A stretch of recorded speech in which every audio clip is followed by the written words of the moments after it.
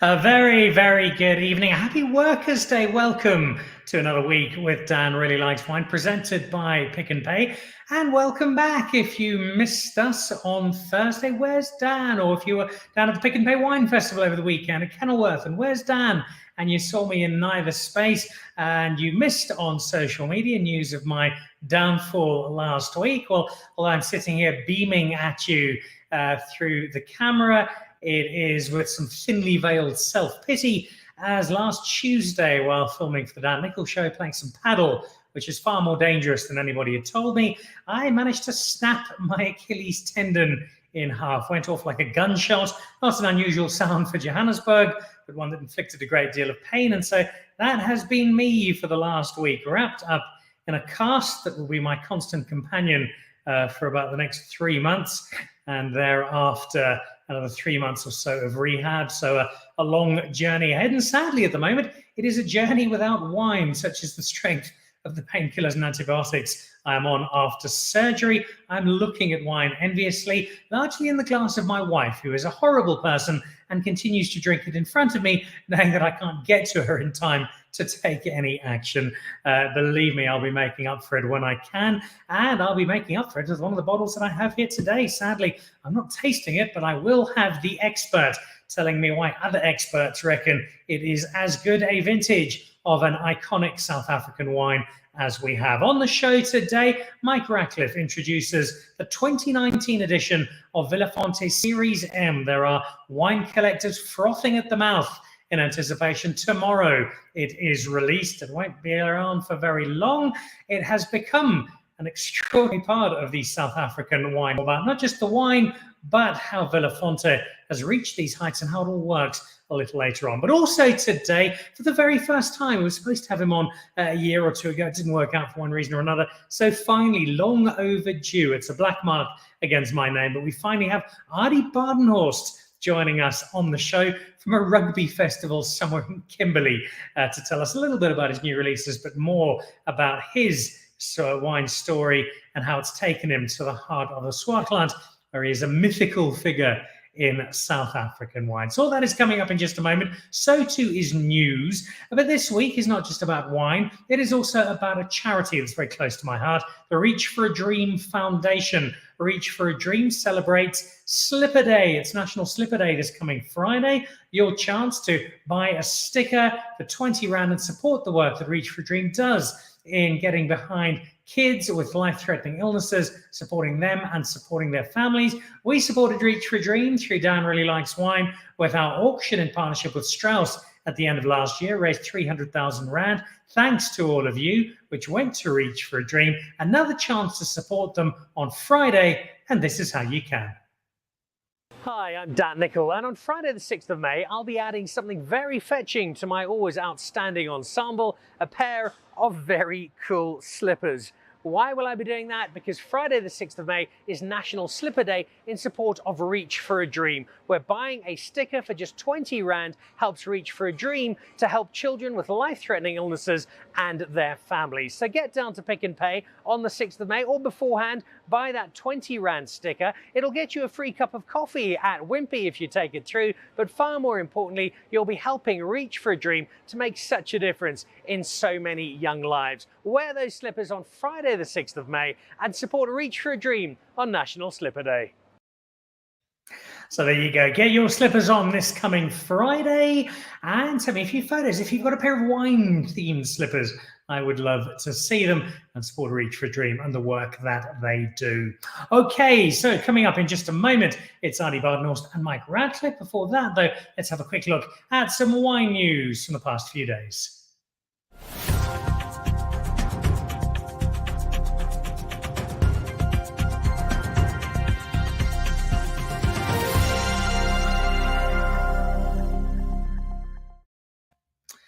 And kicking off that is the figure of Koen Rooser. He is a much-loved, slightly eccentric Belgian winemaker in Elgin, a little distant outpost of Brussels, where he is normally making wine. He is not doing it at the moment. Sadly, Koen was in a very serious car accident over the weekend. I don't have full details. It seems as though things aren't quite as bad as was initially feared, but he is still in very serious condition. I'll keep you posted as and when more news comes in from the man behind Spionkop, where he makes some absolutely superb Riesling, as well as some great pinotage amongst a number of very cool wines. He's just somebody with a real joie de vivre, a love of life, a love of wine, a love of people. And needless to say, he is in our thoughts, and we're praying for a swift and full recovery.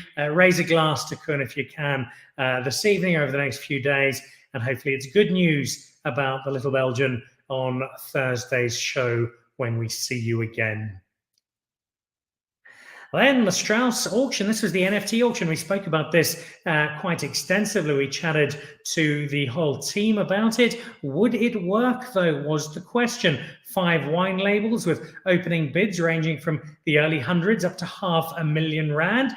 Bidding was slow at first, but then I think people realized just how much wine they were getting. And in the end, almost R3.5 million raised in a landmark auction for South African wine. It included Vilafonte, we'll ask Mike about it a little later on. It included Kanonkop, Meerlust, also had their Van der Constance, as well as Molyneux and their Oleracea. It's not the last of such auctions I suspect we will see, and using the blockchain to authenticate both past and future vintages is a benchmark for the sale of high-end wine as an investment piece in time to come. So that's the first. Expect more to come, and well done to the team at Strauss, Roland & Co. Well done. Then coming up next week, it is the Pick and Pay Winemakers Table virtual tasting. I'll be hosting that with a whole pile of people. I think we had over 200 guests from around South Africa at our last one. That was with Nederburg. This is with Warwick. You can see the First Lady paying tribute to the wonderful Norma Ratcliffe on screen there. It'll be 3 bottles of wine, 3 different dishes that you will learn to make online over the course of an hour. 600 Rand gets you your ticket. The whole lot gets delivered to your door, and you proceed to have an enormously good time drinking that wine, meeting the winemaker, in this case JD from Warwick, and learning how to make some terrific dishes. Web tickets is where you need to go. 12th of May, so next Thursday. Look forward to seeing you all online. I'll be hosting that with the team at Pick and Pay and JD at Warwick. So there's an event to look out for. There's also another Pick and Pay Wine Festival to look out for. First weekend of the month of June in Johannesburg. The one in Cape Town was a huge success. Sadly, I wasn't there, but everybody who was loved it.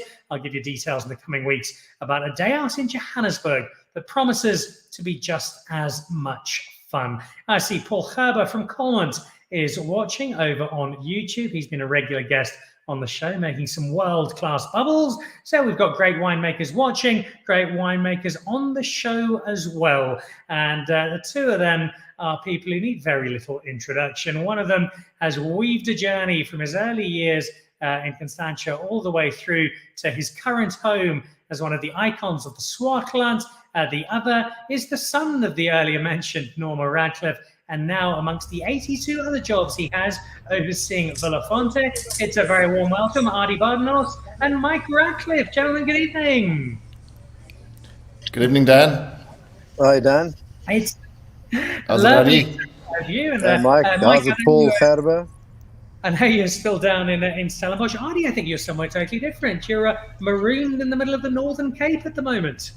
Dan, listen, when your children start playing a bit of sport, they make you tour around the country. And at the moment, I'm sitting in the Hussar Grill in Kimberley, and we've had a fantastic couple of days there, just exploring the region and its history. And I mean, obviously, a very important part of South African history. But yeah, it's great to be on the show and to see you, Mike. And yeah, I'm glad that Paul's tuned in. He makes some amazing bubbles. My favorite indeed, and thanks very much, and look forward to the rest of the show. Now, no surprise that your son is playing rugby. He comes from strapping stock, as we can see. But if we go back to when Adi Badenhorst was about the same age, I'm sure there might have been some rugby played, but you had some other distractions, because if I'm not mistaken, Adi, at about the age of 13, you made your very first wine. Well, you know, Dan, Jean Daniel was the cellar master at Buitenswachting in those days.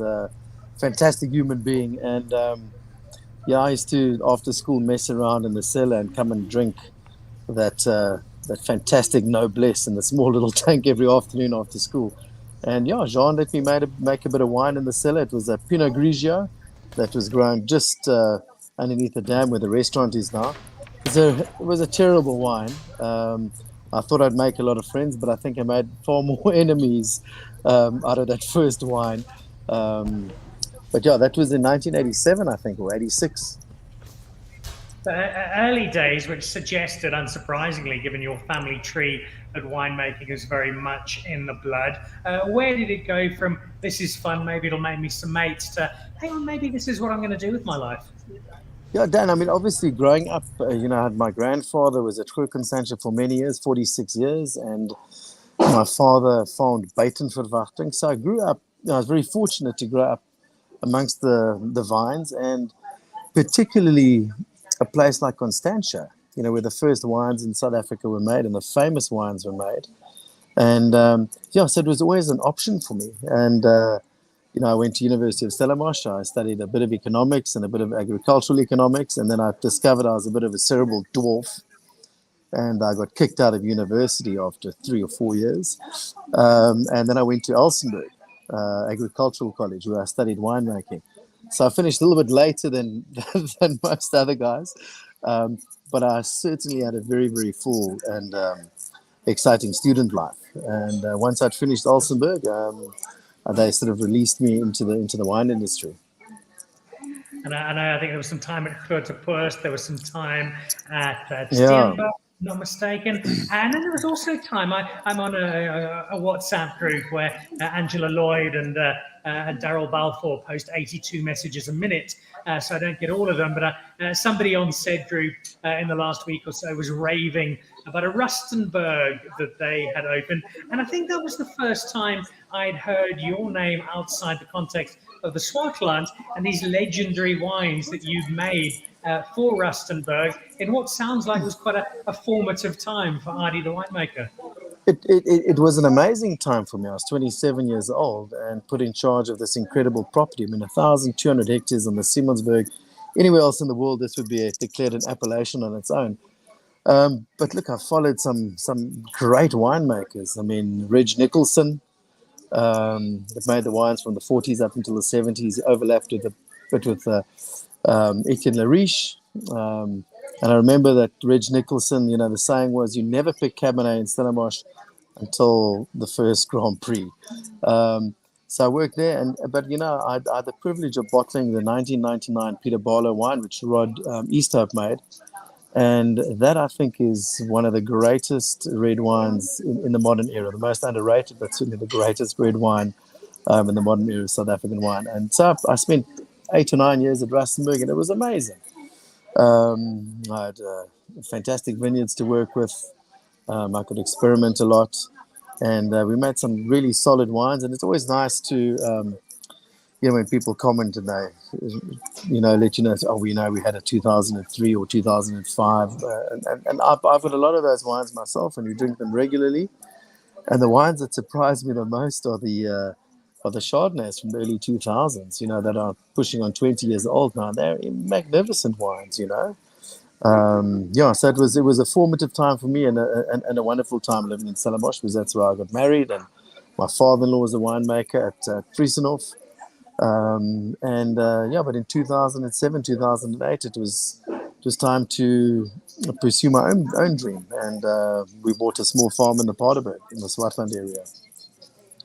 And so began a big part of the Swartland revolution, which we'll jump into in just a moment.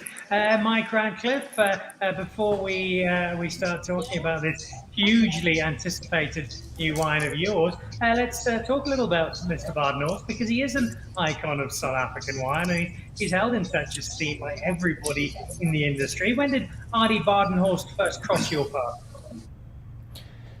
Yeah, I feel like I've known Adi for about 100 years. Sorry, Adi, but that makes me about as old as you. I think it was the Rustenburg days when we first crossed paths, but I guess we've been pursuing the wine industry from concurrent angles and different angles ever since, trying to make heads and tails of the terroir of this beautiful country of ours, and grappling with a lot of challenges. So yeah, it's been a wonderful journey, and I've got a feeling that Adi's best wines are probably still in front of him, so I would suggest we should all watch the space.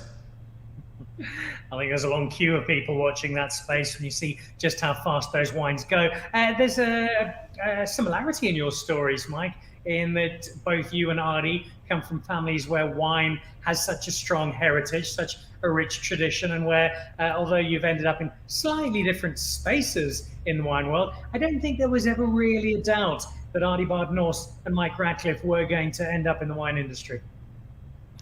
Yeah, I mean, my earliest memories of life, never mind wine, involved wine. I've got photographs, so many photos and videos of myself with my mom, my dad in the vineyards, punching down late at night, midnight punch downs, getting involved in the harvesting. And even in the early days, before wine was even made at Warwick, for the first 10 years of my life, Warwick wasn't even making wine. But we were producing grapes and selling them to some of the neighbors. So, yeah, it's been a pretty long journey. But, you know, I think like in any life endeavor, the experience that you gain along the way is invaluable and, you know, can't be overstated. So hopefully some of that knowledge has been held onto so we can do some great things going into the future. Adi's mentioned the decision to leave the setup at Rustenburg, head off to the Swartland. Again, it mirrors something of your story, and it's one we've told on this show many times, saying goodbye to Warwick and the emotional goodbye to what was such a big part of the family, but shifting across for a real focus on Vilafonte. Just recap for people who don't know the Vilafonte story quite so intimately, what that story is and the latest chapter, which sees it now being, if I'm not mistaken, one that's just you at the helm with your partners having said goodbye. Yeah, I mean, I like the way you phrase it as a chapter because I see it just like that. I think it is a chapter and you know, I think our job is to produce these chapters and make sure that everyone is a story all by itself. So I'm very proud of that. But, you know, Vilafonte hasn't just come around. Our first vineyard was planted in 1997 by Dr. Phil Fries. And Zelma Long made the very first vintage and has been involved ever since. This year we celebrate 25 years since the vines were produced.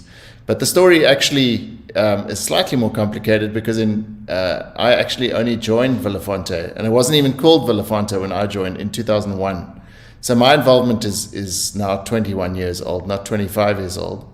So it's been a remarkable time of learning over all this time. But as you say, everything comes to an end, and my incredible partners who have given so much to this company and allowed me to expand my brain, Zelma Long and Phil Fries, they decided quite a few years ago that they wanted to start looking at retiring.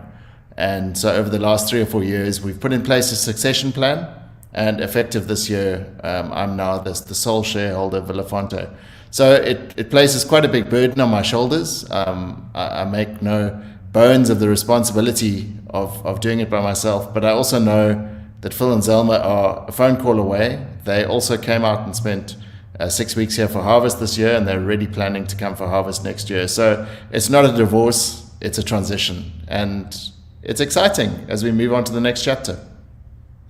One that includes the release of a brand new wine, which we're going to talk about in a second. Paul Herber, thanks, guys. Best way to spend a Monday evening listening to Dan and his rock star guests. Well, they certainly are this evening. Anne Ferreira, the better half of the Ferreira Empire. Hello, Adi. Lovely to see you there, Anne, and Bubbles in shot as well. And Angela Lloyd, she of the WhatsApp group I mentioned a moment ago.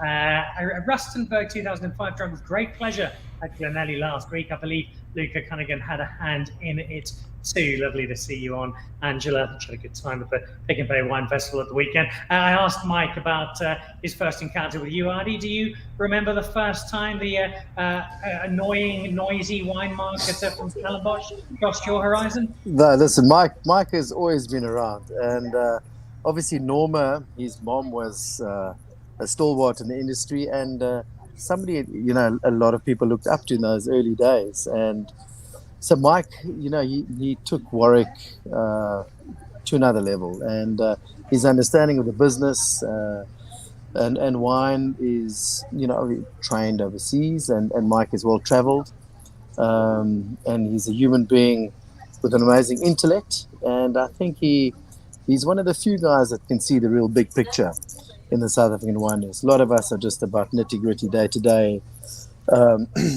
trials and tribulations, but Mike has got that ability to see the bigger picture, and that's why this new Vilafonte venture is so exciting for him. I mean, I also met Phil Fries many years ago when he was consulting for Rustenburg. Amazing human being, one of the first viticulturists to really understand not only how to grow grapes, but what you do in the vineyard, how that affects the flavor of the wine. So that was really amazing to me. But Mike, yeah, man, best of luck. But next time, when I go into the internet and I look up M series, I don't want to see cars, huh? I want to see wine. Got it. I think there's some nervous car salesmen in Munich wearing Vilafonte might be overtaking their brand quite quickly. The Vilafonte chapter, as Mike reaffirms, part of the latest greatest South African wine story. Going back to that next chapter of your wine story, and you led into it with the move with your cousin out to the Swartland. When we look at it now, Adi, it seems like, well, it must have all been quite clearly planned. There were a group of you who realized the Swartland was going to become the next big thing in world wine. You mapped it all out. Let's go over, and in 10, 15 years' time, we're going to be world famous winemakers with some of the world's great wine. I suspect when you started back in 2007, 2008, it maybe wasn't quite such a clear-cut path ahead. No, it wasn't at all, and I've known Eben Sadi for a long time from my days at Post. Cully Lowe and Chris Molyneux worked under me at Rustenburg Wines. I mean, they were a couple of years younger than me, but they worked under me. So we had, I knew these guys, and I don't know, when I moved to the Swartland, Buchenholz had bought Porcelainmark property, and Chris and Andrea moved there.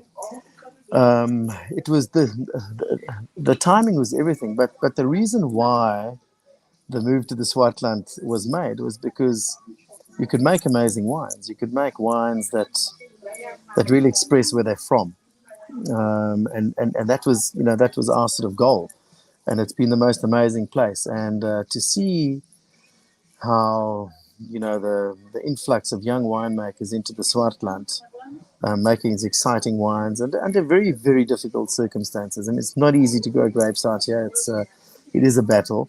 But what's amazing is how these guys have become so focused on sites and specific and varietals, and those expressions are fantastic. It's like listening to vinyl. It's just straight as it is. It's not going through any, I don't know, some Elon Musk device or whatever it is through into your ears. It's pure and it's true, and that's the amazing thing. As I lose my earpiece. It's an area that you and Adi and a number of the names you mentioned have come to define, but you wouldn't have been able to do so if you weren't able to make the quality of wines that you have. If you look at the Swartland you saw in 2000, 2008, 2007, with that vision, this is what I think we can do, and you then look at where you are today, what you are doing, how different are those two places? And when we first arrived here, to be honest, the varietals that I started working with were completely different, obviously, to Stellenbosch. We're talking Mediterranean varietals, we're talking Grenache, Cinsaults, Tinta Baroccas, big berried grapes. So that was an amazing shift, just from the varietal point of view. The second was the growing conditions.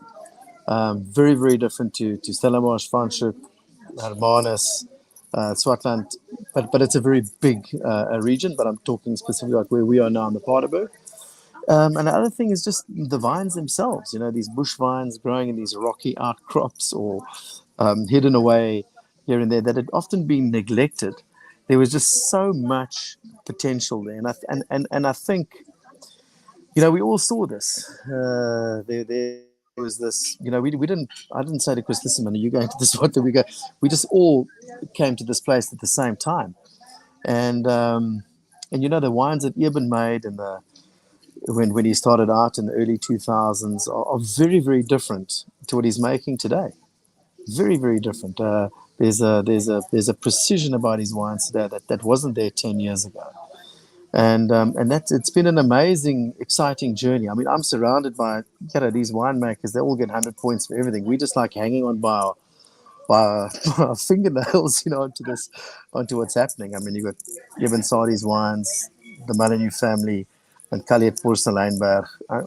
Undoubtedly one of the greatest Shiraz wines in the world. And we just feel really happy to be in this area. Well, I've seen some of Greg Sherwood's latest scores. I think you got 103 or 104 for a couple of your wines. So hang in there, Adi. Audits are coming. You speak to a world of wine in flux. And Mike, if I can ask you to put your Stellenbosch wine chair hat on for a second, one of the many that you carry. It's not a case, and we see this so often on the show, where there's a sense of genuine competition. Yes, there's some good-natured rivalry amongst the estates and amongst the areas, but I think most people realize, and you'll be one of the first to echo that Swartland coming up has not meant somewhere else in South Africa has gone down. It has lifted the whole profile, the whole story of South African wine so much, and been such an injection of the very right sort to the industry as an entirety.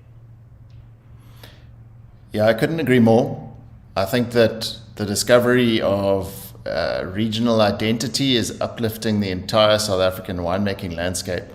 And it doesn't have to be defined just by one or two varieties. It can be defined by the terroir, the personalities, the varieties, the styles, and we're seeing that. We're seeing a very distinctive style coming out of the Swartland, and it's found favor with customers. Also, the fact that Adi, as he says, is still hanging on is really good news, because there might be some commercial viability as well. So people are buying them and drinking them and buying them every year. In the same way that some of the cooler climate regions are discovering Pinot Noir and Sauvignon Blanc and whatever the other varieties are, it just adds to the richness of the South African tapestry and provides some direction. And just at the risk of waffling on, for too long, South African wine has been undefined, and part of that lack of definition, in my opinion, has been due to a lack of confidence by the very winemakers that are producing the wines of South Africa. And so what we're seeing concurrently with the emergence of strong regional identity is the emergence of strong confidence amongst the winemakers that actually, maybe, just possibly, the wines that we're producing in South Africa can be world beaters.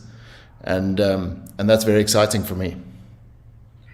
An earlier comment from Mike while he was watching Adi chatting to me. Adi's beard resplendent in the discreet Hussar lighting. It's kind of an inverted Mark Lottering.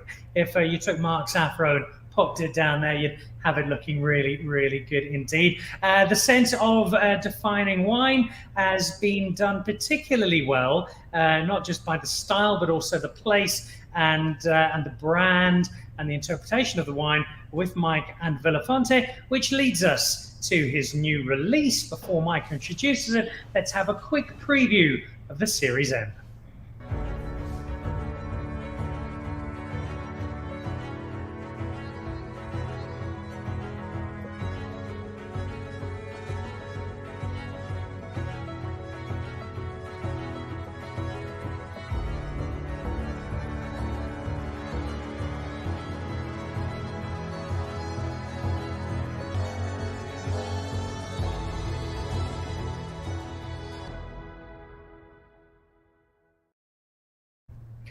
That is a wine that tomorrow people will be breaking the internet to get their hands on. And that's not hyperbole, that's quite literally, because that is the model, Mike. People are lined up, desperately queuing to sneak onto a members list, somehow get an allocation, or find Mike's email address. Well, it's certainly something we don't take for granted. And it's also certainly something that has been hard fought. So the fact that we are where we are, where we have a group of very loyal wine lovers that follow our wines is massively gratifying. So tomorrow is indeed a big day for my whole team, and yeah, we're very excited. In fact, I'm I have a bottle right in front of me. Look at that. I got my own allocation, and I had to fight my team for it a little bit. So this is going with dinner tonight, which is pretty exciting. But it's been a journey. You know, we spoke earlier about chapters, Dan, and nothing in the wine industry comes easy. And frankly, something my mum always taught me was nothing in life comes easy. So it's been a battle, and it's been full of challenges. But here we are today, and we don't pretend to be anywhere. I think we're at a new platform where we want to try to get better and try to improve as we move forward. Well, let's have a look at this new wine. As I say, I was going to be drinking it this evening, but my doctor's orders, my medication, mean I'm looking at it longingly, so it'll have to wait a week or two. But I can take comfort in the views of a couple of people who I trust implicitly. Greg Sherwood, 97 out of 100, calling it one of the best Series M's he has had as yet. Miguel Chan, the Mauritian superstar sommelier, giving it similar praise. It's got some very, very good responses thus far. Introduce the wine, if you will. What is it, and what is making this particular vintage stand out, Mike? Well, we've never tried to make the same wine every year, so this definitely is expressive of the vintage. I would call it a good to very good. Possibly some outside observers might call it an excellent vintage, but it's let's say the next iteration of our accumulated knowledge and our build-up. Our first vintage was in 2003, so we've had quite a lot of time to work on it. It's been the same winemaker, it's been the same vineyard, the same winery, the same team that have been putting these wines together for a long time. So we've had a chance to experiment and screw a few things up, but here we are today. And but interesting about this blend is it's only the 5th time in the history of Series M that Malbec dominates. It was a bit of a surprise back in 2009, which was the first vintage where Malbec dominated, where we discovered, because we do all our blending blind, we discovered that Malbec had edged the Merlot by 1%. And we had to take a decision in 2009 about, do we follow a recipe or do we release the best wine? And so it was back then that Series M really became more like a M&M, 2 M's. And that 2009 vintage repeats itself here in 2019, because this is in fact a Malbec-dominated Series M. And it's not inconsequential in this vintage, with 48% of the blend being Malbec, which is almost a record in the winery. It's got 34% Merlot. It's got a nice 15% backbone of Cabernet to give it some structure, and a little bit of Cab Franc. So it's the same 4 varieties we've used all these years. But I think 2019 is probably the year when, as a team, we are starting to really gain confidence in the ability of Malbec to really support this blend. So it's going to be interesting to see what everyone thinks when they taste it for the first time. Grant Saul's busy watching on YouTube. Can't wait for my allocation, says Grant. Series M is always amazing. What is it, if you can put a finger or a couple of fingers on it for you, Mike, that allows the blend that you make to stand out? Is it simply what's coming out of this terroir? Is it the touch of the winemakers? Is there something that allows this wine to have got this following, to have got the awards that it has around the world, to be as consistently good as it has been? It's a tough question. I think probably the best way to answer that question is with a little bit of history. If I go back to why does Vilafonte produce a Series M and a Series C, originally when Zelma and Phil and I got together and we started mapping out what it was that we wanted to do, our dream and our plan was to produce a single wine. And we planted the vineyard to produce a single wine. And we planted these 4 varieties with the intention of producing a single wine. But when we produced the first vintage and Zelma was in charge of blending it, she just kept coming back to the same answer, is that actually the vineyard and the different varieties in those vineyards were producing 2 unique styles. The Series C being more kind of structured and intense and concentrated, and the Series M much more voluptuous and juicy and round. And we had some long debates about this all the way back in 2003 about what would be the outcome if we blended these two exceptional but different styles together? And we took a conscious decision that we shouldn't do it because it would average out two great and unique styles. And so that's how Series M came about. And I don't think I need to say much more because we still have the same vineyard and the same vines are producing the same grapes, and nothing has really changed. This vineyard has decided that it's going to produce these two styles, and that's where it is. And I think that it would be inopportune to dismiss the impact that a winemaker can have on great wine. I think wines that are made in the vineyard is a great saying, and I think it is absolutely has a huge amount of merit, but I think great winemakers definitely make an impact, and I would like to think that after all these years our team has amongst them some greatness and some knowledge that has an impact in the winery. So here we are. Let's see what the next 10 years holds. Starting with tastings tomorrow. Great winemakers, well, we've got one of them, Mike Formo, loving the small block, unique varietal wines from the Swartland. Adi, a real character, but a real promoter of all that is South African. Mike, good to have you watching. You reference the small blocks. Adi, I think you've got, what, 16, 17 blocks of old vine Chenin from about, they go back years now, dotted around the Bardenhorst Empire. Is it fair to say that forms the backbone of what you do?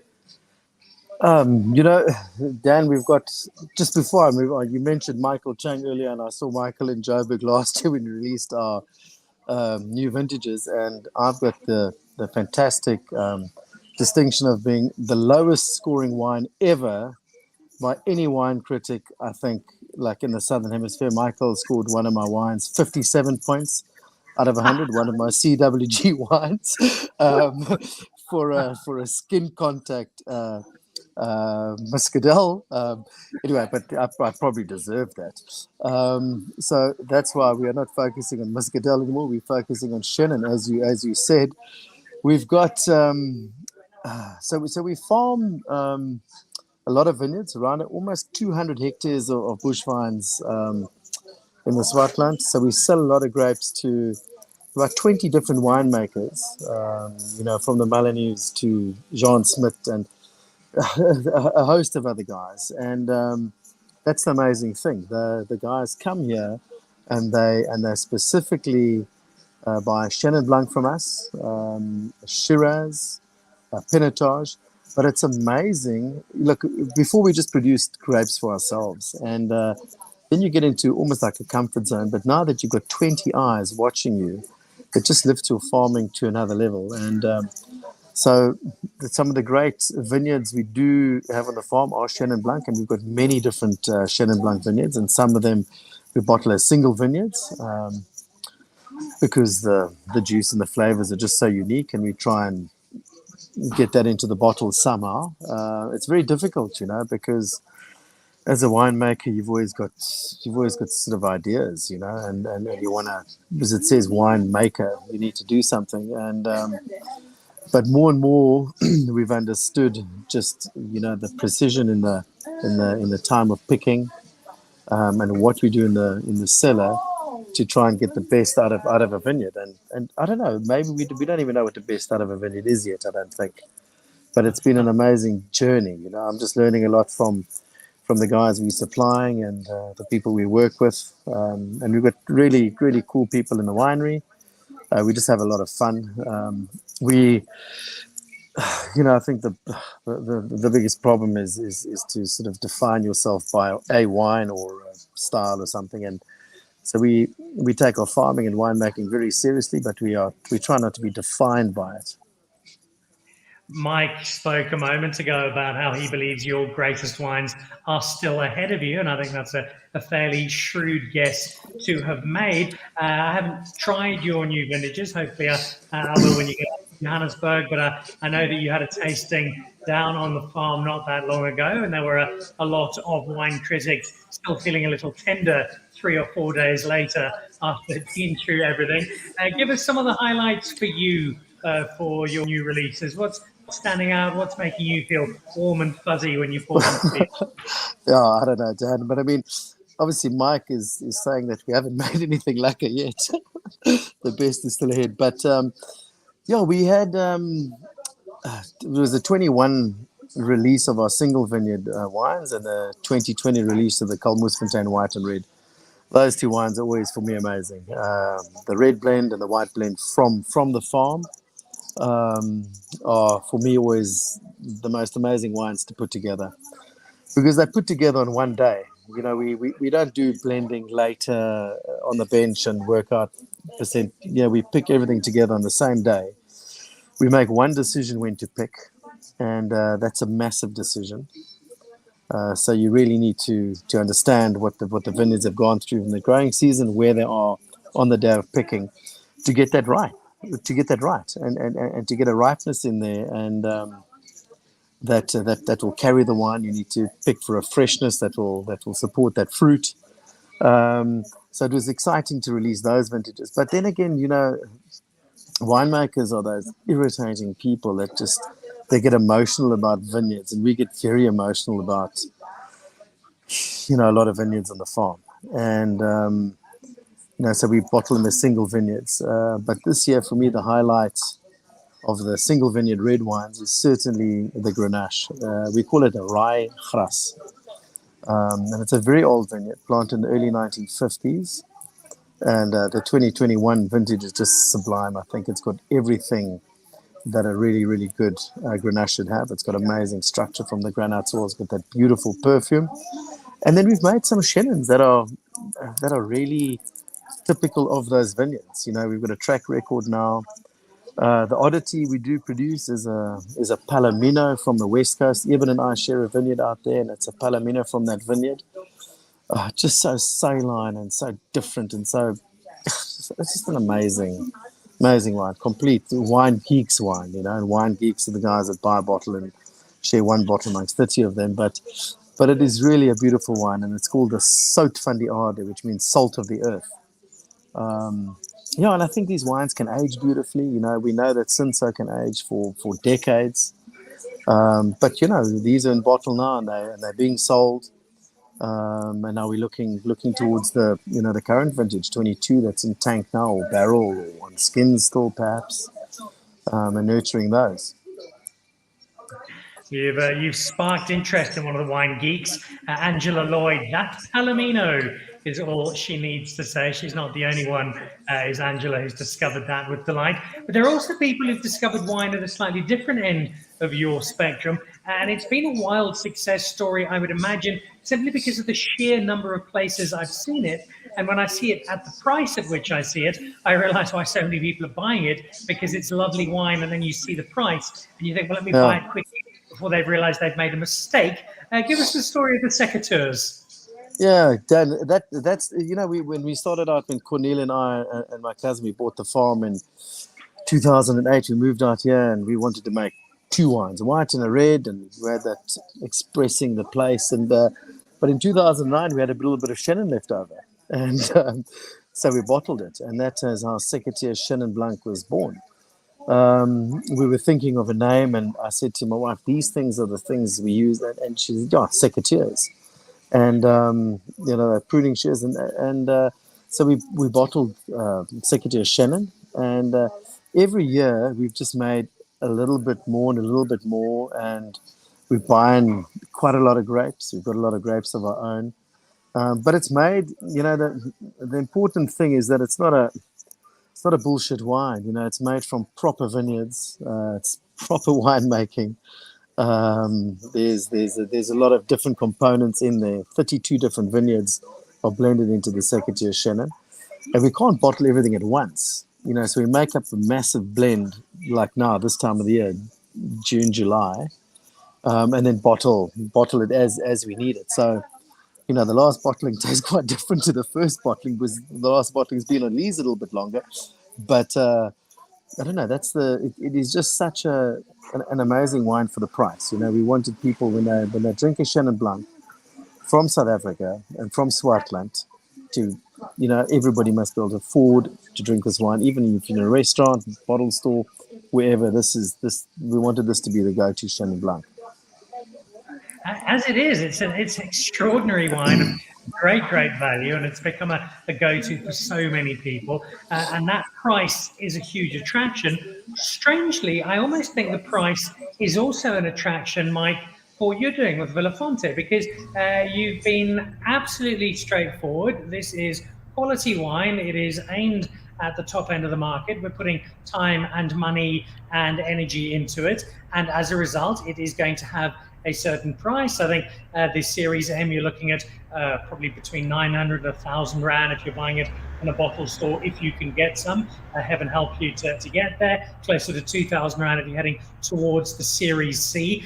Give us the thinking that we're into what is quite a bold strategy in a country where we often look a little suspiciously at people who we think might be a bit above their station and claiming things that maybe they don't have the track record for. Well, I don't think we consciously use pricing as a strategy, but I do have a firmly held belief that at any price point you can find value. So I guess that's probably what underpins where we are. Supply and demand is what drives things, and most people expect that we sell all of our wine into New York, Tokyo, and Paris. But it's not true. More than 2/3 of our wine is sold in South Africa. South Africans are very loyal, fiercely loyal, and very proud of Vilafonte. But I guess there needs to be something more every day, because you're not going to probably be drinking a bottle of Series C when you're at the Wilde Klaver Rugby Festival in Kimberley, and that's why we, in the same way that Adi take such great pride in the secateurs, that's why we produce the Seriously Old Dirt. It's so much of what Adi just said rings true, is that you've got to produce a wine that people can drink, that they can drink a few bottles of, not break the bank, and really get the essence, so that you can have a more everyday experience. So I think the market is pretty comfortable with our positioning. It's not forced on anybody, and I think South Africa produces remarkable value at every price point, but in the eyes of the world, our wines are still considered to be cheap. They are indeed. They're also considered to be sought after, and that will lead to a question I have to ask. I'm not sure if there's going to be a happy answer to this, Mike, but I ask it on behalf of everybody watching nonetheless. Can people still get hold of some 2019 Series M if they aren't currently on that Vilafonte members list? Geez, Dan, I'm really glad you asked, because selling wine is hard business. And yes, the answer is all of our wine is in stock. We only start selling it tomorrow. So yes, for the foreseeable future, certainly for the next week or two, there will be wine available. It's if you've got a relationship with a proper wine merchant in South Africa, you will be able to chat them up, and they will have stock. It's often not on their list or on their shelf, so just actually go into the store and ask for it. And failing that, vilafonte.com, our website is very, very active. But last year we sold out in a week, which is very satisfying for us, but very frustrating for other people. But yes, go and speak to the people that you buy wine from normally, and tell them you want some, and you'll probably get some. And I hope you do. And please tell us all about it. We love to get feedback. It's really frustrating when people drink the wine and they don't tell you what they're thinking. So we would love, my whole team would love to know what you think when you taste it. We're pretty proud of it, but we hope you like it too. I can tell you the Vilafonte team is extremely quick and active on social media. I can also tell you they will be selling out that wine quickly. So Mike has put it very politely, but get online quickly tomorrow. If you want some, I reckon by the weekend you'll be struggling. So try and get hold of it in the next couple of days. Angela Lloyd, just following up there, that Pellemino from Adi is fantastic. Soap van die Aarde, exactly as Adi said. And then Josephine Prieur, our #1 French fan, checking in. Hello, Dan. Bonjour, Adi. What a funny situation. Just finished a wine tasting Fuis à Domantibert, and when I start to watch my phone, I smile and enjoy, see how great Adi's looking. And I'm sure he'll love the little city Fuis where I am. I'll always remember the first time I met Adi at the beginning of his domain in Swartland. I can imagine that there are changes. Vive le vent d'Afrique du Sud, comme d'habitude. Merci bien, Josephine. And hopefully we'll see you in South Africa soon. And Adi, I think we're going to have you back on the show again soon, because there's so much we haven't had a chance to chat to you about yet on your maiden appearance on the show. But as we do wrap up for this evening, I will ask you about going forward. And you've spoken already about how much change there's been since you left Rustenburg and kicked off this Swartland revolution with a few other winemaking optimists. In terms of where you are now, both as Adi and as the Swartland, where do you see the next decade going? No, I don't know. we do have some planning meetings on a weekly basis, but things are going so fast at the moment. We're busy with amazing projects. Just firstly on the farm, just to farm properly, plant new vineyards, explore different sites on the existing farm. We planted a lot of trees. I can't wait for those things to grow. You know, my children will probably pull out the tree as the vineyards that I planted, but you know, they'll certainly not pull out a tree one day. And we planted a lot of trees, waiting for those to grow. What's quite exciting is that we've bought this amazing property in Saldanha Bay Harbour on the water. It's an old Shell garage. And we starting, you know, I love sherry. You know, I just love that stuff. And so we're starting a sherry bodega there. So this year we've got a few floor yeast in from Spain. So we're putting up I don't know what it's going to be called. I don't know what the stuff's going to taste like, but we're gonna produce sherry. You know, South Africans don't drink sherry. Sherry sales in the world are at an all-time low. But when people start drinking sherry, we're certainly going to have shitloads in Saldanha. And yeah, just carrying on and trying to work with the people around us and create something in the community. You know, we employ people, and that's the most important thing. You know, my uncle and father, both farmers, they said, if you've got land, you must be productive. And being productive is not just planting something, but it's empowering people and helping the community. And so that's very exciting for us. And then, I don't know, who takes over from us in the next 10 years? Maybe my kids? I don't know. So many questions, Dan. So many questions. But I know, like, within that time, your leg is going to heal. Mike, you're going to be in your 30th vintage. I might even get on, like, that mailing list if somebody dies in a mysterious way. If that happens, you know, you know who's going to be coming on the list. Yeah, so that's it. Oh dear. I think there are many questions over what will be happening. I take it for granted we shall ask them on this show when we have Adi and Mike back, and many other winemakers, as this wonderful South African wine journey just keeps unfolding and keeps getting more interesting, more exciting, and more vibrant. And we've got two of the very best reasons why that is happening who have joined us on the show this evening. Adi, I know you've got to pour through the wine list at the Hussar Grill to find a decent vintage of the Vilafonte to accompany your dinner. So we shall let you do that. And Mike, you've got 85,000 emails to deal with people around the world wanting wine, including a quick question, Mike. Josephine Prier, hi Mike, have to be in Paris next week. Where can I get some of your wine at a nice place? Is there Vilafonte for sale in Paris? It is available in Paris, Dan. Josephine, drop me a note. I'll Mike at vilafonte.com. I will send you a short list.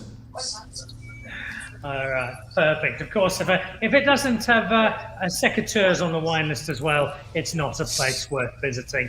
Guys, thank you so much. Adi, good luck with the rest of the rugby, and I hope your son gets to balance his rugby and his winemaking skills. Mike, good luck tomorrow. Thanks. Vilafonte's data bill will be the GDP of Belgium. But thank you both so much for joining us on the show. And Peter Ferreira wrapping us up, the great bubbles. Good luck with the new ventures, Adi. Good luck to both of you guys. Thank you for joining me on the show, and look forward to having you back on Dan Really Likes Wine, presented by Pick n Pay again soon. Thanks, Dan. Thanks, guys. Great to see you, Adi. Thanks, Dan. Thanks. Cheers, Mike. Good evening. There we go. Mike Ratcliffe, the man behind Vilafonte, coming to us from Stellenbosch. And the first time I think we've ever had anybody on the show out of Kimberley watching his son play rugby, the great Adi Badenhorst, wrapping up our Monday show on Dan Really Likes Wine. Leaves me just to let you know that on Thursday, our show coming up, we'll be talking Sauvignon Blanc. The Concours Mondial was held. The judging in Portugal recently, Melu Lambert was one of the judges. She will be on the show together with the 4-star South African performers, including Fred and Lust with a barrel-aged Sauvignon Blanc. Monet Frey will be joining us as well with some lovely Delagraf Sauvignon Blanc. Elgin Vintners will be part of the show as well. That is all coming up with our celebration of Sauvignon Blanc Day. Sauvignon Blanc Day is Friday. We'll be celebrating it on Thursday. I've got a numb foot. I need to go and find some painkillers. Sadly, no wine. Thanks for watching. Thank you for joining us. See you back on the show live on Thursday. Goodbye. This month's competition is brought to you by Bellingham, and it's the chance to head out to Le Croix Francais. That's in the heart of Franschhoek. 4 people, a 5-course tasting menu prepared by Chef Darren Bardenhorst, paired with vintage Bellingham wine. Superb food from an absolutely outstanding chef and some really good vintage Bellingham wine. And that is all yours. Simply tell us why on our social media channels. You should be the winner of this particular prize. Let us know. And 4 of you could be spending an evening at Le Croix Francais, dining fabulously and drinking wonderful wine. To join the Pick and Pay Wine Club, simply SMS your smart shopper number to 36775. It's absolutely free, and you'll get for yourself 3 times the smart shopper points on every bottle of wine bought. You'll also get a 20% discount on 10 different wines each month, a 25% discount on a case of wine, and a Magnum, some terrific competitions and invitations to awesome events.